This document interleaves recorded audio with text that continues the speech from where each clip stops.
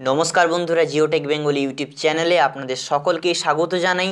আবারও রাজ্যের শিক্ষক নিয়োগ প্রক্রিয়া স্থগিত রাখা হয়েছে কমিশনের তরফ থেকে। আপনারা জানেন যে অনেক দিন ধরে কিন্তু শিক্ষক নিয়োগ প্রক্রিয়া থমকে ছিল, যদিও শুরু হয়েছিল আবারও স্থগিত রাখা হয়েছে কমিশনের তরফ থেকে। যে নিউজ আপডেটটি উঠে এসেছে এই ভিডিওতে আলোচনা করব, আপনারা মনোযোগ সহকারে শেষ পর্যন্ত দেখুন।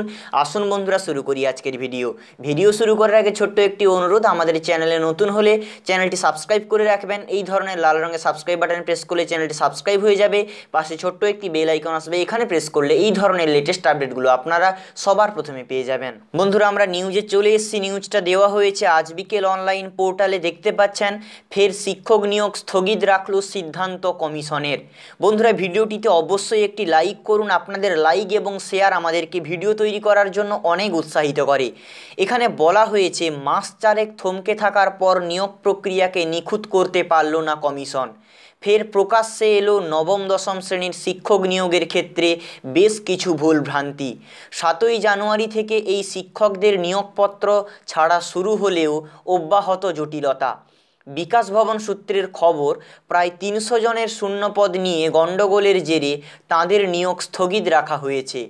অর্থাৎ উচ্চ মাধ্যমিকের শিক্ষকদের মতোই তারা স্কুলে গিয়ে জানতে পেরেছেন সেখানে কোনো শূন্যপদ নেই। সংখ্যায় খুব কম হলেও এমন শিক্ষক রয়েছেন যারা স্কুলে গিয়ে জানতে পেরেছেন সেখানে উচ্চ মাধ্যমিকের শূন্যপদ রয়েছে, কিন্তু মাধ্যমিকের কোনো শূন্যপদ নেই। দেখা যাচ্ছে প্রায় কাউন্সেলিংয়ের প্রায় 4 মাস বাদে নিয়োগপত্র ছাড়া হলেও নবম দশম শ্রেণীর শিক্ষক পদপ্রার্থীদের ক্ষেত্রে প্রক্রিয়াটি ত্রুটিমুক্ত হয়নি।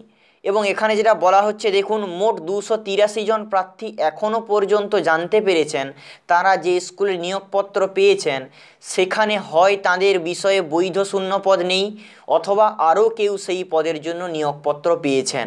তো বন্ধুরা, এখানে যেটা বলা হচ্ছে, হয় সেই শূন্যপদ নেই অথবা ওই শূন্যপদের উপরে আরও কেউ নিয়োগপত্র পেয়ে গিয়েছেন।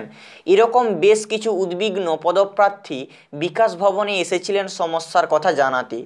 কেউ প্রায় কাঁদো কাঁদো হয়ে আধিকারিকদের অনুরোধ করেছিলেন সমস্যা সমাধান করে দেওয়ার জন্য।